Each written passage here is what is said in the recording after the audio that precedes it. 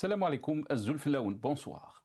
À 2 jours du lancement de la campagne électorale pour les législatives du 2 juillet, deux récits totalement opposés s'affrontent. D'un côté, les médias officiels et les organes proches du pouvoir présentent ce scrutin comme une étape décisive dans la construction de l'Algérie nouvelle. L'APS évoque un moment crucial dans le parachèvement du projet du renouveau national, tandis que la revue El Jaish célèbre une Algérie victorieuse, avançant à pas sûrs. L'autorité nationale indépendante des élections assure, quant à elle, que tout est prêt pour le début de la campagne. De l'autre côté, l'opposition, plusieurs médias indépendants et de nombreux observateurs dressent un constat radicalement différent. Ils dénoncent une fermeture croissante du champ politique, l'exclusion massive de candidats et une loi électorale devenue, selon eux, un instrument de sélection plutôt que de compétition démocratique. Le rejet de centaines de candidatures par l'année soulève de nombreuses interrogations. S'agit-il d'une simple application de la loi ou d'un filtrage politique destiné à encadrer le résultat du scrutin avant même l'ouverture de la campagne? Pourquoi autant de partis, d'indépendants et d'anciens acteurs du Hirak se retrouvent-ils écartés de la compétition électorale? Au-delà des aspects juridiques, c'est l'état même de la vie politique algérienne qui est aujourd'hui questionné. Le pouvoir semble avoir fait le choix d'un contrôle toujours plus strict de l'espace politique au risque d'affaiblir davantage le pluralisme et la crédibilité des institutions représentatives. Plus inquiétant encore, les exclusions ne touchent plus seulement les opposants traditionnels. Elles concernent également des personnalités et des sensibilités longtemps considérées comme proches du système. Comme si le champ politique se rétrécissait progressivement pour ne laisser place qu'aux acteurs jugés compatibles avec les équilibres du moment. Dans ce contexte, une question centrale se pose. Peut-on parler d'une véritable compétition électorale lorsque de nombreux candidats sont éliminés avant même de pouvoir défendre leurs idées devant les électeurs? À quelques semaines du vote, beaucoup d'Algériens observent avec scepticisme une élection dont l'issue semble déjà écrite. L'abstention, la défiance et le désintérêt risquent une nouvelle fois de s'imposer comme les principaux adversaires du pouvoir. Les législatives du 2 juillet seront-elles le symbole du renouveau promis par les autorités ou la confirmation d'une fermeture politique de plus en plus assumée? Nous en débattrons avec nos invités juste après cette petite intro.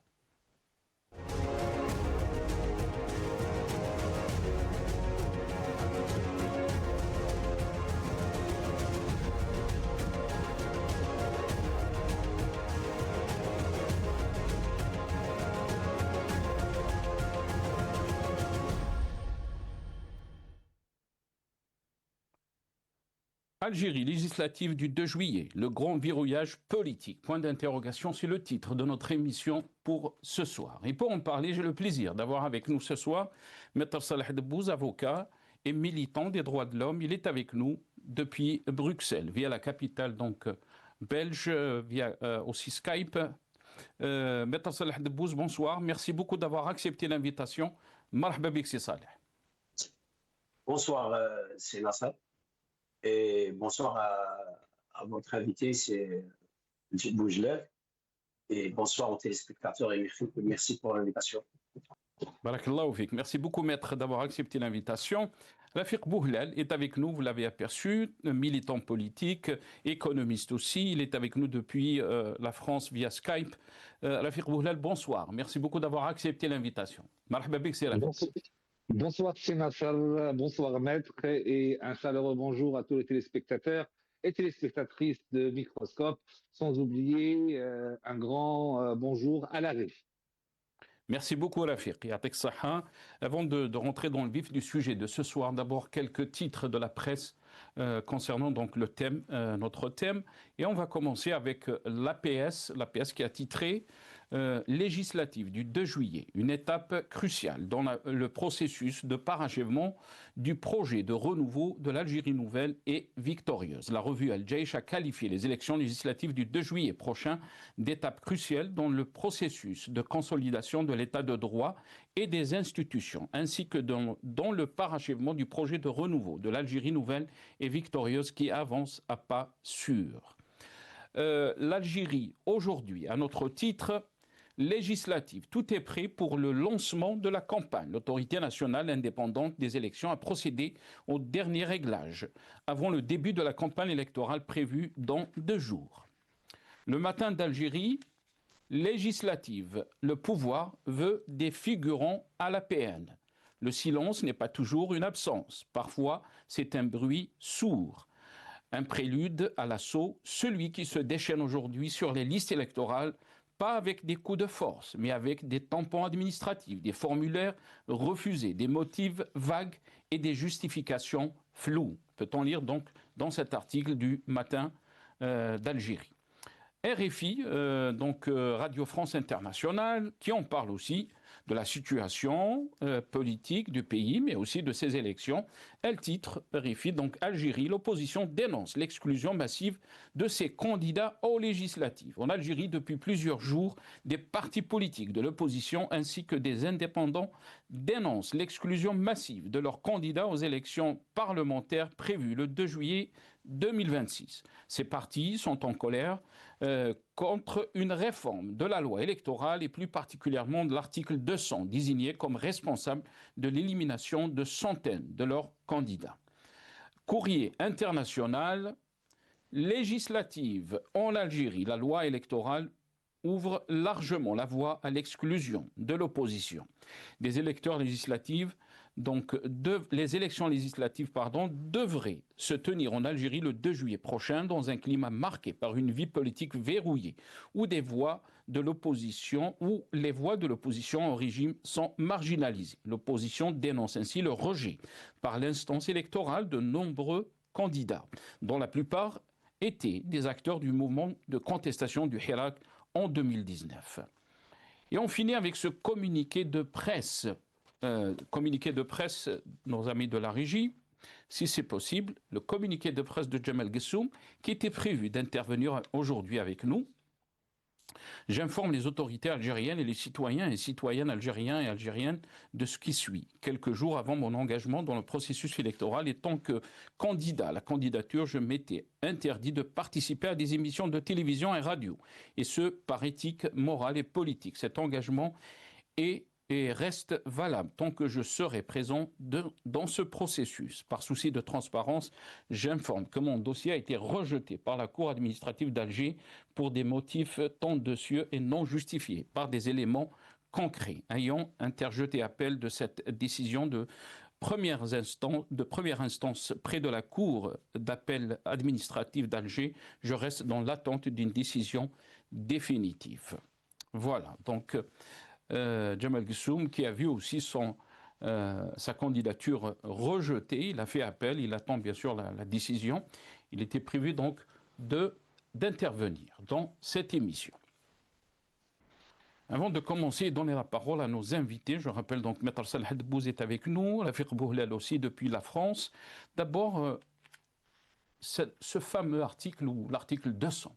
Donc, qu'on a découvert, et tous les partis d'opposition et tous ceux qui ont vu leur candidature rejetée ont fait référence à cet article 200. On regarde ces images. Article 200 de la loi électorale. Le candidat à l'Assemblée populaire nationale, à l'Assemblée populaire de Wilaya ou à l'Assemblée populaire communale doit remplir les conditions suivantes. 1. Remplir les conditions générales prévues à l'article 198 de la présente loi organique. 2. Être inscrit dans la circonscription électorale où il se présente. 3. Être âgé d'au moins 25 ans à la date du scrutin. 4. Être de nationalité algérienne. 5. Justifier de l'accomplissement du service national ou de son exemption. 6. Ne pas avoir été condamné par une décision judiciaire définitive pour un crime ou un délit portant atteinte à l'honneur, sauf réhabilitation. 7. Ne pas être connu du public pour ses liens avec des milieux financiers et d'affaires suspects, ni pour avoir influencé, directement ou indirectement, l'orientation des votes des électeurs. Voilà, donc ce fameux article 200 de la loi électorale, juste pour avoir une idée donc, mais aussi on va revenir sur les déclarations des chefs de partis politiques, aussi de l'opposition, et on va vous faire passer donc ces déclarations de Louise Hanoun, la chef du Parti des travailleurs. توجد حوله معطيات خاصة به من شأنها المساس بمبدأ أخلاقات الحياة السياسية ذو سلوك سيء غير مرغوب به في الوسط الاجتماعي.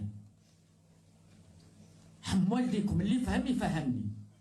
غير مرغوب به في الوسط الاجتماعي، ولا راح يتزوج راح يخطب ولا طفلة رايحين يخطبوها، دونك ماليها يسقسيو على هذاك اللي جاي يخطبها، اسكو العائلة مليحة، اسكو هو مليح، اسكو السمعة تاعو مليحة، اسكو كذا.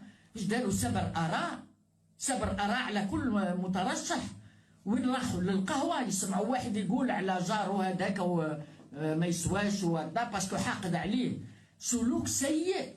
كيفاش هذا سلوك سيء؟ واش المعيار هذا؟ يدخل فيه واش من خانة السلوك السيء.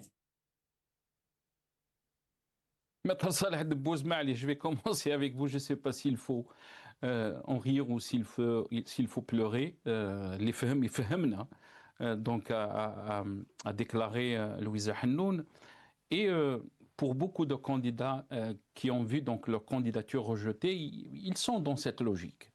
Donc des déclarations de Louise Hanoun. On n'arrive plus à comprendre. Même des personnes ou des partis même qui sont, on va dire, proches du régime, du pouvoir, d'habitude, ont vu plusieurs candidats de leur parti rejeter donc leur candidature, ou leur candidature a été rejetée. Qu'est-ce qui se passe, Maître Salah Debbouz? On n'arrive plus à comprendre. Est-ce que c'est une question d'appliquer la loi à la lettre? Et on est dans une phase où on ne permet plus de jouer avec les élections, on est dans la transparence, plus blanc que blanc, ou on est dans une autre logique de verrouillage politique qu'on n'a jamais vu auparavant en Algérie. Alors d'abord, pourquoi plus blanc que blanc? Qui va déterminer cette intégrité si ce n'est pas la justice?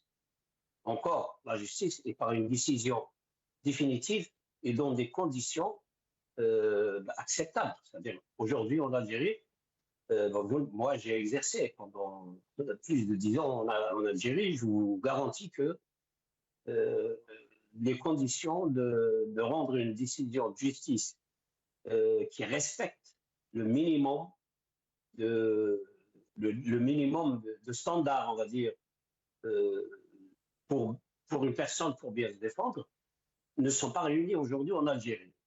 Malgré ça, et là, c'est les services, parce que Louise Hanoun a dit qui, il y a une réponse. Le chef, je ne sais pas quand est-ce Louise Hanoun a fait sa conférence de presse, mais le président de cette autorité des élections a précisé la source de ces informations. Il a dit que ce sont les services de sécurité qui nous fournissent des rapports pour dire que telle personne n'est pas clean ou telle autre personne, oui, on l'accepte. Moi, je sais très bien comment sont faits les rapports des services de police. C'est tout ce qu'il faut, sauf quelque chose de propre. C'est-à-dire, il m'est arrivé de voir des rapports falsifiés, carrément. J'ai vu dans un des dossiers un trafic de documents ramenés d'une affaire et bourré dans une autre affaire pour accuser la personne de n'importe quoi. J'en ai fait une conférence de presse à l'époque pour dénoncer, par exemple, si c'est sur du rapport comme ça que l'administration se base pour rejeter certaines candidatures, il est clair que c'est vraiment un outil, c'est un fusil entre les mains de la justice, enfin de l'administration, pour liquider n'importe quel candidat pour pour n'importe quelle raison, qui peut même être une raison personnelle. C'est-à-dire, il peut y avoir une personne qui voudrait éliminer un candidat, par exemple, et qui peut avoir une bonne relation avec les services de sécurité et les gens qui composent cette commission des élections, ben, il peut manipuler ça pour avoir un résultat qui lui convient. Mais le plus grave, ce n'est pas ça. Tout le monde a lu. D'abord, il faut savoir que cet article date de 2021. C'est-à-dire que ça fait quand même 5 ans. On ne s'est pas rendu compte. Aujourd'hui, on se rend compte. Donc ça, c'est une défaillance, moi, je dirais, de tous les observateurs de l'actualité politique en Algérie. On se rend compte de la catastrophe que quand elle nous coupe le souffle. Quand la loi a été passée, quand elle a été publiée au journal officiel, personne n'a vu. Ça, c'est d'un. De deux. Le pire que cet article 200, ben, l'avis du Conseil constitutionnel publié, je crois, dans le même journal ou journal après, je ne sais pas, c'est vraiment la catastrophe. C'est-à-dire, il conforte l'avis d'autorité. Alors, si vous lisez l'avis du Conseil constitutionnel publié dans le journal officiel, dans les motifs disent clairement que cet article 200 ne respecte pas les principes, le minimum de principes constitutionnels. Ça, c'est clairement dit dans les motifs. Dans la conclusion, le Conseil constitutionnel donne un souhait. Nous souhaitons que les gens qui vont appliquer cette loi vont être, c'est-à-dire que ce n'est pas dit dans ces termes, mais si vous lisez, vous allez comprendre ce que je vous dis. Ça ressort, moi je suis en train d'un petit peu vulgariser ça. Le Conseil constitutionnel, il ne se prend pas pour une autorité qui doit contrôler et qui doit empêcher que des choses passent comme ça. Il fait sur le plan technique un travail pour dire que, dans les motifs, que cet article est très mal rédigé et il porte atteinte aux principes fondamentaux, mais dans la conclusion, nous souhaitons qu'il ne sera pas appliqué. Le Conseil constitutionnel souhaite que cet article ne puisse pas être appliqué. C'est pour ça maintenant. Le Conseil constitutionnel. Attendez, le Conseil constitutionnel dit nous souhaitons que cet article soit appliqué d'une façon qui ne soit pas gênante. C'est-à-dire, en quelque sorte, il faut aller voir ce qui est. Ça, c'est un. De deux, le Conseil constitutionnel, c'est le pire, on va le voir après dans les élections présidentielles. Et il dit que cet article qui concerne les élections, alors il cite les élections locales, législatives, etc., mais il exclut les présidentielles. C'est-à-dire cet article, il n'est pas valable pour les élections présidentielles. C'est-à-dire vous pouvez même être poursuivi si vous n'avez pas un jugement définitif, ce qui est logique. Pour les élections présidentielles, il ne sera pas appliqué. Vous ne pouvez pas évoquer le shubha si vous êtes candidat au présidentiel. C'est-à-dire ça, c'est un terrain de jeu qui n'est pas, il est exclu de l'application de cet article 200. C'est le Conseil constitutionnel qui le dit dans son avis. Donc, cette magouille est vraiment cette magouille qui vraiment dépasse toutes les limites. Et puis après, moi, je me demande qui sont les hirakistes qui étaient candidats qui sont exclus. Les hirakistes, ils sont exclus même du droit de respirer.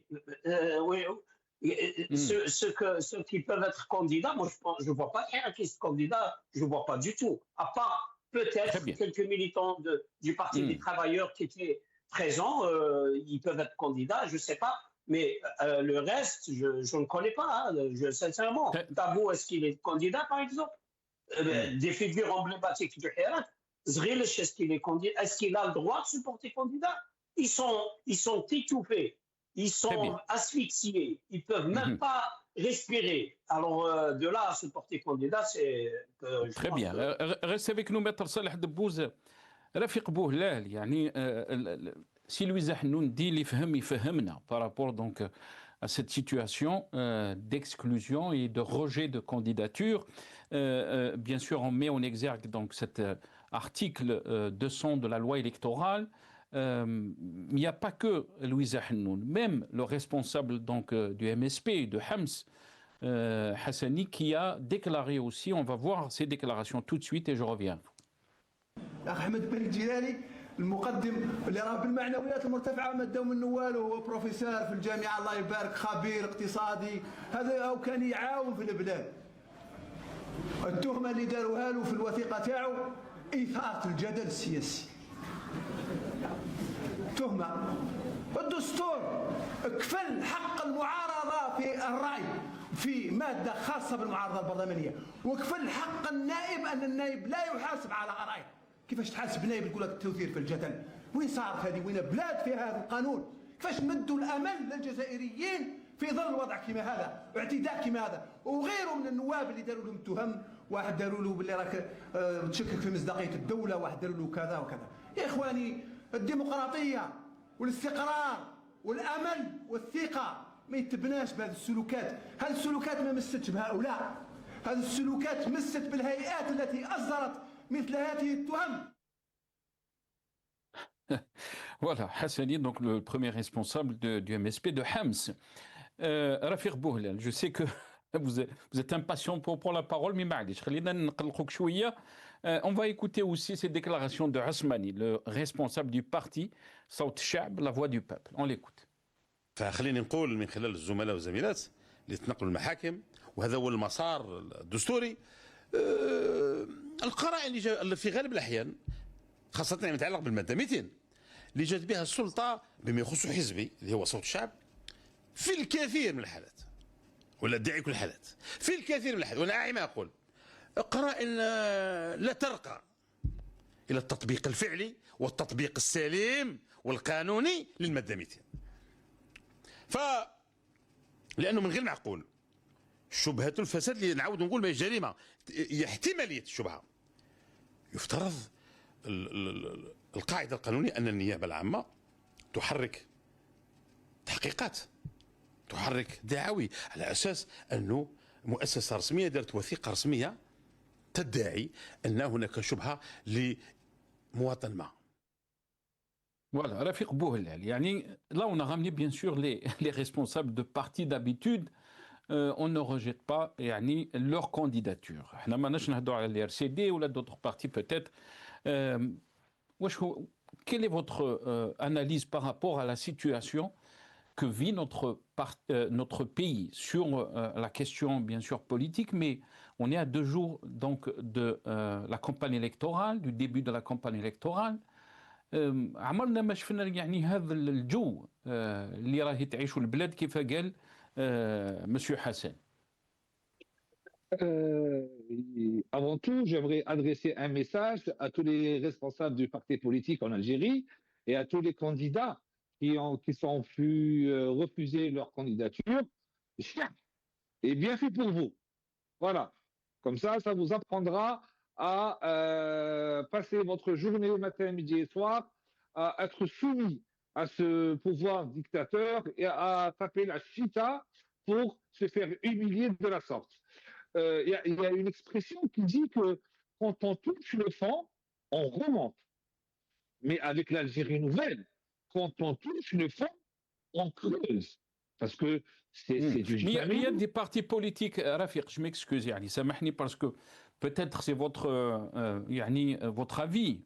Peut-être qu'il y a ceux qui vous diront que ces partis n'ont pas le choix. C'est des partis politiques. Ils sont obligés donc de participer à des scrutins, à des élections, même dans ce climat. Et ils n'ont pas de choix. Ils n'ont pas de choix. Comme le RCD par exemple. C'est Rafiq. C'est Nasser. Ils ont le choix. Pas participer aux élections, c'est un acte politique en lui-même, est un acte politique noble. Dénoncer les pratiques illégales c'est un acte politique, est un acte d'opposition beaucoup plus fort que de participer à des élections déjà biaisées. Déjà biaisées à plusieurs niveaux. Parce que refuser une candidature avant, avant l'arrivée de Tebboune, ils acceptaient les dossiers de tout le monde et le jour du scrutin, ils faisaient le bourrage des urnes selon les envies des uns et des autres, vu ce qui a été décidé derrière le rideau. Aujourd'hui, avant même de commencer les élections, ils sont en train de faire le tri pour avoir un parlement de béni qui vont lever la main et dire amen à toutes les lois qui vont descendre d'en haut pour ne pas avoir d'opposition, car le but de ce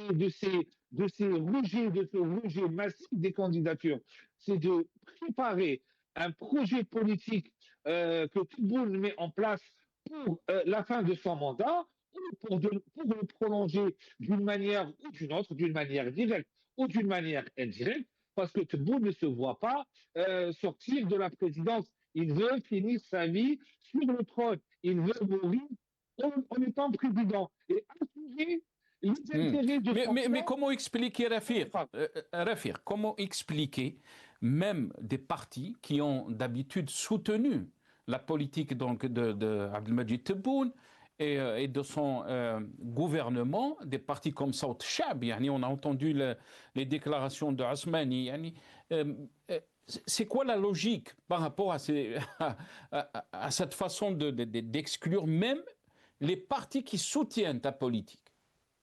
Alors, dans une désertification de la place politique en Algérie depuis l'arrivée de Tebboune et de Chingriha, là, ils passent un cap très dangereux, très important, à savoir, ils sont en train d'exclure les propres partis qui nous soutiennent et qui ne sont pas contre lui et qui n'ont jamais eu un rôle d'opposition. On a Ben Grima qui a soutenu la candidature de Tebboune. On n'a jamais vu des candidats qui soutiennent la candidature d'un autre candidat opposant. Mais ça n'existe pas ça, en Algérie. Donc, ils ont envie de mettre à nu. Déjà, la scène politique, elle est inexistante. Et surtout, au niveau des partis politiques qui les soutiennent, de faire encore plus le ménage pour ne pas avoir aucun parlementaire qui va dire une chose qui pourra contredire ou ne pas aimer le pouvoir en place. Et plus grave encore, et Maître Debbouze l'a évoqué, quand vous dites que vous refusez un dossier pour des soupçons de liaison avec des milieux financiers ou de soupçons de corruption, je rappelle que sur la loi algérienne, la non-dénonciation d'un crime ou d'un délit est un délit en lui-même. Le fait de ne pas dénoncer des soupçons de corruption afin que le parquet puisse ouvrir une enquête est un délit aussi. Donc, ils le savent. Et le fait de dire que cette personne est immorale, sur quelle base? Quelles sont les normes de la moralité en Algérie? C'est quelqu'un qui fait la prière, c'est quelqu'un qui porte la barbe, c'est quelqu'un qui a une épouse, deux épouses, trois épouses. C'est quoi l'immoralité en Algérie? C'est quoi les normes de l'immoralité? C'est quelqu'un qui boit de l'alcool, alors que l'Algérie est le premier consommateur d'alcool sur le continent africain. C'est quelqu'un qui va en discothèque, c'est sa vie privée. On s'en fout de sa vie privée. Personnellement, je m'en fous royalement de la vie privée des candidats. Ce que font les candidats, s'ils veulent prier vers la Mecque ou s'ils veulent prier au sens contraire de la Mecque, cela ne me regarde pas. Ce n'est pas un argument et ce n'est pas une norme. C'est très grave. Et en plus, vous jetez le discrédit sur des candidats dans leur milieu professionnel. Ça veut dire que leur famille vont les regarder d'une manière bizarre, à savoir, ah, vous avez des relations avec les suspects, ah, vous êtes une personne immorale, ah, vous êtes ceci, cela. Et c'est pour cette raison que j'ai dit, dans le monde, quand on touche le fond, on remonte. Mais dans l'Algérie nouvelle, on est en train de creuser et cela va porter un préjudice. De toute façon, c'est des élections qui sont déjà biaisées, qui sont déjà truquées. Et pourquoi? Pour la simple raison, on ne peut pas organiser des élections libres et indépendantes, qu'elles soient législatives ou autres, vu que les élections présidentielles sont elles-mêmes biaisées et trafiquées. Quand on a un président illégitime, il ne va pas mettre en place une rhétorique pour une mise en place d'un système électoral démocratique. Et ça continue dans ce système. Et plus grave encore, cette loi qui a été votée en 2021, elle a été votée par le Parlement à l'unanimité. Aujourd'hui, cette même loi les a exclus. Et c'est ce qui est très grave aujourd'hui, c'est qu'on est en train de voir que même les partis qui font la course des lièvres se font exclure et de quelle manière? Une manière humiliante, en jetant le discrédit sur la probité de ces candidats et de ces candidates pour finir avec un Parlement qui va voter 100% de toutes les lois qui vont descendre dans la Chambre, et cela dans un projet politique, à savoir l'intronisation de Abdelmajid Tebboune en tant que président à vie jusqu'à sa mort. Très bien, reste avec nous Rafik Bouhlal. Maître Saleh Debbouz, pour beaucoup d'observateurs, et autant qu'Algériens aussi, on n'arrive plus à comprendre cette évolution de la situation politique que vit notre pays. Chaque fois qu'on dit on a compris, on est surpris. Même des partis qui soutiennent d'habitude, qui soutiennent donc la politique du pouvoir, qui soutiennent la politique de Abdelmajid Tebboune depuis 2019, n'ont pas été exclus de cette façon. Et là, cette élection nous a livré on va dire, une nouvelle ère politique en Algérie qu'on n'a pas connue auparavant. Même des partis, des candidats, donc des partis politiques qui soutiennent la politique de Abdelmajid Tebboune et de son gouvernement ont été exclus. Qu'est-ce que ça veut dire ça pour vous, Maître Saleh Debbouz? Est-ce que le régime il est en train de tuer tout ce qui est politique? Il est en train d'assassiner toute opposition? C'est quoi exactement la logique par rapport donc à ce qu'on est en train de voir, Maître Saleh Debbouz? Alors, il faut savoir que je donne mon point de vue comme observateur et j'ai certaines convictions, je les ai obtenues en lisant un petit peu l'histoire de ce qui s'est passé pendant la Révolution. Le reste, c'est ce que j'ai observé depuis mon enfance dans ce système politique et son évolution. Ce système politique, c'est un système qui a une fausse façade démocratique qui n'a jamais existé et qui a ses fondements, ce sont d'autres forces qui s'assisent sur les services de renseignement. Et récemment, encore hier, dans une autre émission, on faisait passer un passage de Tebboune qui disait pour que les Algériens soient acceptés dans les pays étrangers, il faudrait que le mukhabarat ou le mafia donc, quand un chef d'État dit cela, ça veut dire qu'il pense que tous les pays du monde sont conçus sur une base de gestion qui est le mukhabarat. Bon, on peut à la limite admettre ça, mais le pire, c'est que le mafia, c'est-à-dire que Tebboune pense réellement que dans tous les pays du monde, il y a les renseignements et la mafia. Ce qui veut dire, venant d'un chef de l'État, ce qui veut dire que l'Algérie fonctionne de cette façon, parce qu'il pense que c'est ça le modèle de tous les pays du monde. Donc, on peut en tirer une conclusion, d'après les observations et même d'après le discours de Tebboune, que l'Algérie, elle a une vitrine qui ne reflète rien du tout. Même si vous mettez des gens démocratiques, rappelez-vous les années Bouteflika et Zaroual, même un petit peu Zaroual, il y avait quand même quelques partis d'opposition, ils tapaient très fort sur la table, mais ça ne servait à rien. Toutes les lois que le système qui dirigeait, le vrai système qui dirigeait le pays, passait d'une manière ou d'une autre. Maintenant, pourquoi cette élimination? Alors, cette élimination, à mon sens, il ne faut pas aller la chercher dans les lois, elles ne vont pas passer, elles vont gêner le régime. Non, ça, c'est une question qui est déjà réglée. Et qui, oui, puisque vous avez dit, Maître Debou, Samahni, puisque vous avez dit que les rapports donc, qui arrivent à l'ANI, c'est des rapports qui ont été faits par les services de sécurité. C'est ce que vous avez dit.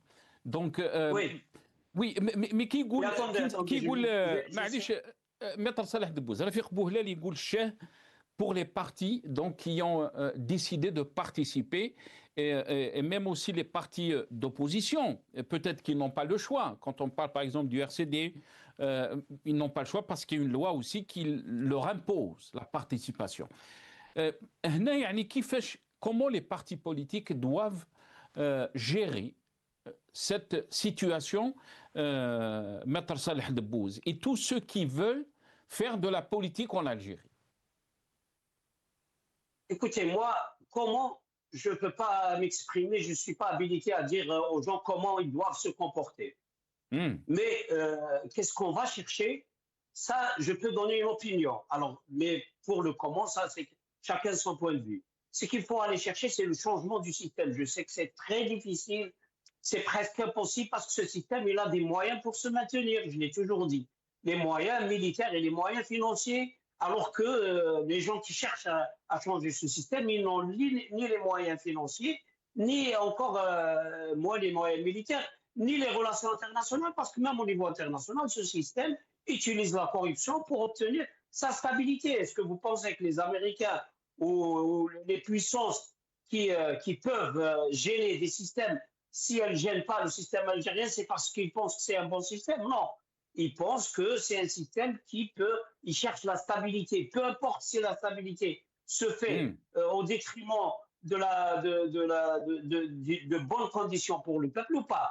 Maintenant, je voudrais juste expliquer une chose, que beaucoup de gens, parce qu'il y a beaucoup de gens qui se posent la question, pensant que les candidatures rejetées elles sont rejetées parce que si à l'arrivée au Parlement, elles pouvaient faire quelque chose. Non, moi je pense que la tarte est petite et les prétendants sont nombreux, alors il faut bien trouver un moyen pour faire une première élimination, ensuite pour faire une deuxième élimination. Il y en a ceux qui avaient déjà mangé le donc il faudrait qu'ils laissent leur place à d'autres qui doivent aussi manger. C'est comme ça, moi, à mon avis, c'est une question de servir tout le monde, qui peut être servi d'une manière ou d'une autre, mais ce n'est, à mon avis, en aucun cas une question de crainte que les gens vont gêner ceux qui peuvent être élus, ils peuvent gêner ou changer quelque chose. Non,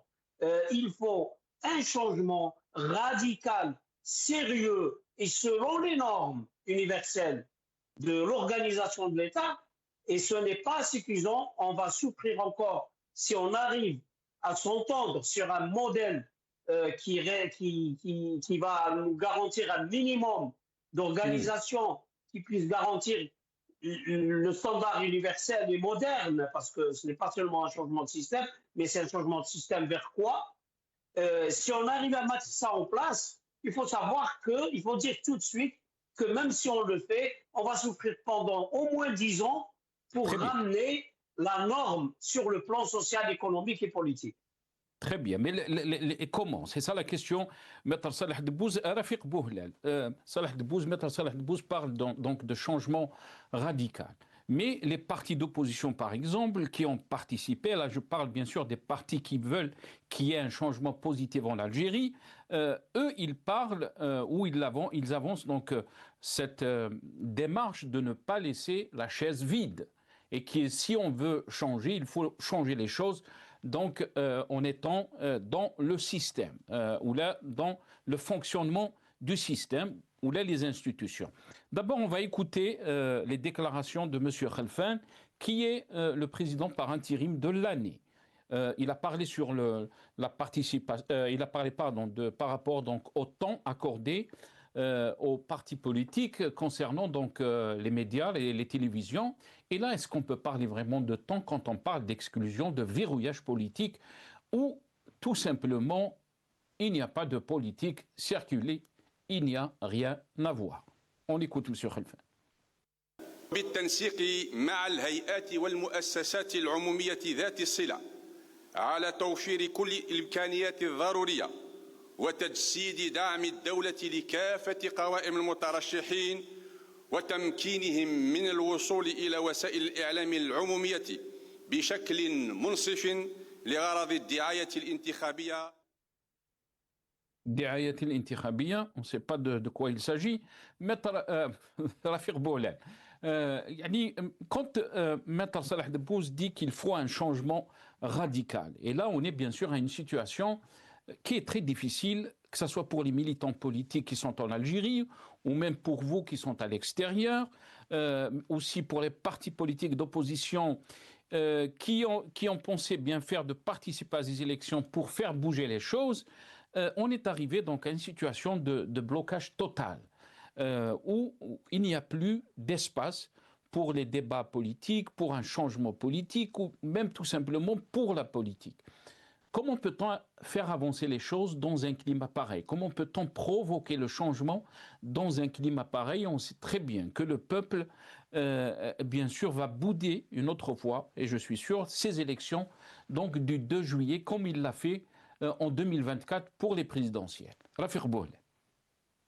Pour ma part, la solution pour un changement radical, c'est une révolution pacifique, à savoir un hirak tout simplement. Parce que le système qui est en place a mis en place toutes les manœuvres et toutes les procédures et toutes les lois pour que le système ne change pas.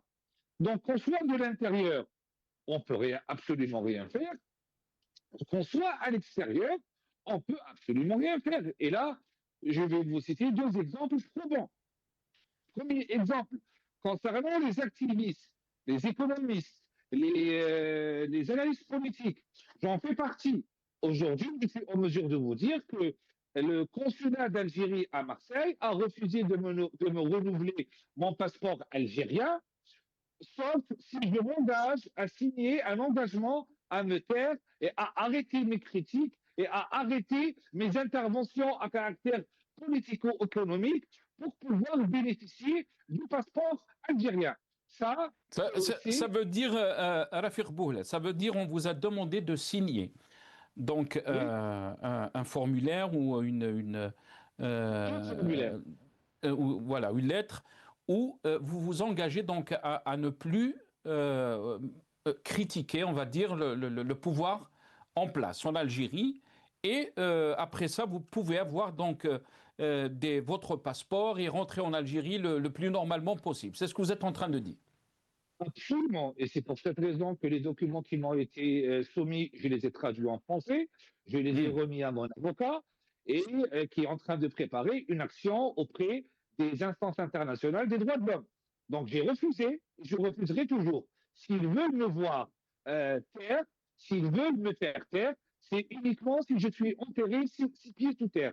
Tant que je suis vivant, tant qu'il y a un souffle dans ce corps, je continuerai toujours à critiquer le régime en place, parce que critiquer le régime en place ne veut pas dire critiquer l'Algérie. Et c'est par amour pour l'Algérie qu'on est en train de payer le prix fort de nos interventions. Oui, je refusais et je refuserai de signer cet engagement et ce chantage présidentiel qui oblige à me taire contre un passeport algérien, alors que la Constitution algérienne est censée me garantir ce droit. Pour vous dire que la loi est violée au plus haut sommet de l'État. On va prendre un deuxième exemple concernant le changement du pays extérieur.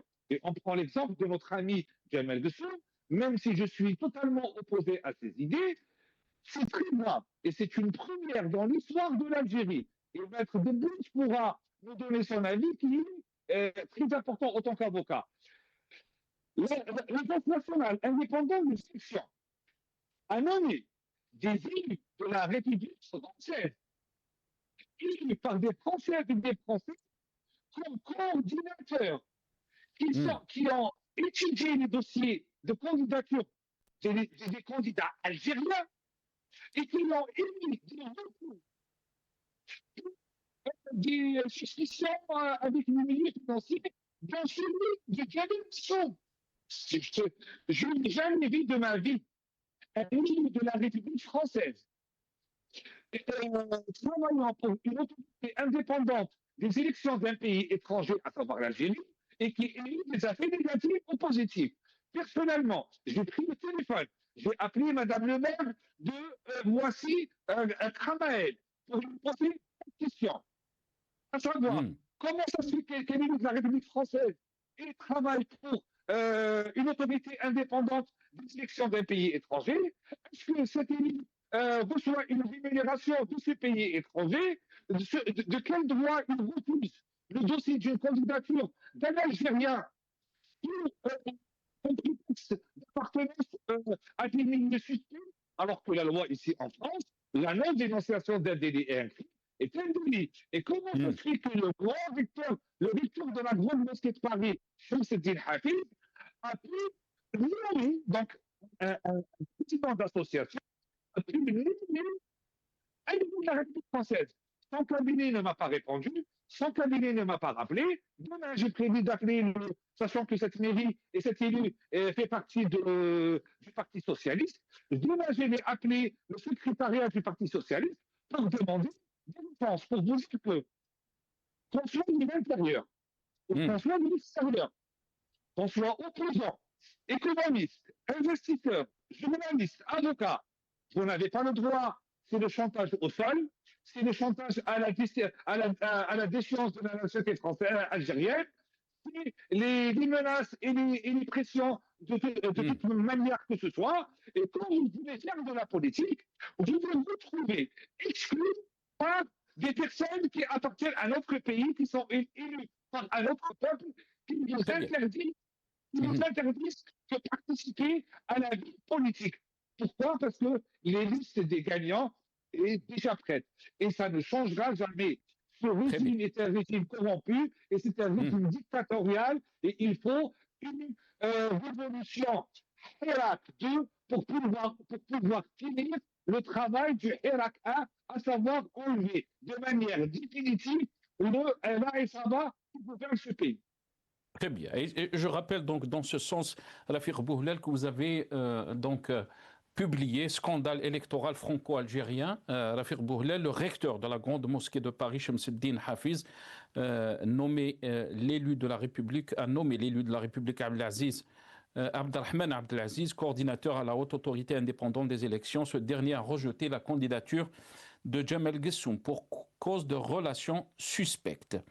Le candidat algérien a fait appel et bien sûr on a lu donc le communiqué de Jamel Gessoum, mais aussi l'information n'est pas confirmée que Abdelrahman Abdelaziz, qui est élu de la République française, c'est ce que dit Jamel Gessoum, mais ce que vous avez dit aussi, Rafik Bouhlel, a été démis donc de cette responsabilité au sein de la coordinateur à la haute autorité indépendante des élections algériennes, donc au sein de l'ANI. Maître Salah Debbouze, très rapidement, parce qu'il me reste 1 minute pour la fin de cette émission, comment vous voyez les choses évoluer et comment peut-on parler de politique après tout ce qu'on est en train de voir se passer avant donc même ces élections, donc le 2 juillet, qui sont prévues le 2 juillet. Est-ce qu'on peut parler de politique encore en Algérie? Est-ce qu'on peut parler d'élections en Algérie? Je vais peut-être vous étonner. Moi, je vais vous dire une chose. Quand on a la nationalité algérienne, même si on a une autre nationalité, normalement, on a tous les droits d'un Algérien. Pourquoi les joueurs de l'équipe nationale qui sont binationaux, ils ont tous les droits, et même plus, pourquoi pas d'autres Algériens qui sont binationaux, s'ils sont en France, s'il est de nationalité algérienne, il a le droit. Moi, c'est pas le fait qu'il soit de nationalité française qui est scandaleux, c'est l'article 200 qui est scandaleux. Ce n'est pas le fait d'avoir une autre nationalité. Si vous êtes de nationalité algérienne, vous avez tous les droits qu'à n'importe quel Algérien. Ça, c'est un. De deux, il y a mieux que ça. En Belgique, je connais, au niveau des communes, même si vous n'êtes pas de nationalité belge, même si vous êtes étranger, vous êtes citoyen de cette commune en tant qu'étranger, eh ben vous avez le droit au vote si vous exprimez le vœu, même si vous n'êtes pas, vous êtes étranger et pas de la communauté européenne, c'est-à-dire de l'Afrique ou de l'Asie, vous exprimez un droit de participer aux élections, vous pouvez participer aux élections. Pourquoi? Parce que ça touche à vos intérêts directs. Il y a une question de logique, ce n'est pas une question d'appartenance. Parce que là, quand on dit celui-là, il est de double nationalité, donc il n'a pas les mêmes droits que celui qui a une seule nationalité. Je regrette. Soit la constitution algérienne ne prévoit qu'une seule nationalité. En ce moment-là, celui qui prétend à une autre nationalité, il perd sa nationalité d'origine systématiquement, comme ça se passe dans certains pays. Soit il reste algérien, donc il doit avoir tous les droits de tous les Algériens. Et à partir de là, il doit juger sur c'est pas ses appartenances. Et ce que je condamne, moi ici, je condamne l'article 200. Je ne condamne pas autre chose. Merci beaucoup, Maître Saleh Debbouz. Barakallahu fik, on est arrivé à la fin de cette émission. J'aurais aimé vous donner plus de temps. Maître Saleh Debbouz, avocat et militant des droits de l'homme, vous étiez avec nous depuis Bruxelles via Skype. Merci. Rafiq Bouhlel, militant politique et économiste, vous étiez avec nous depuis la France. Merci à vous, chers téléspectateurs, d'avoir suivi cette émission. Ya'tikum s-saha wa bqaw ala khair.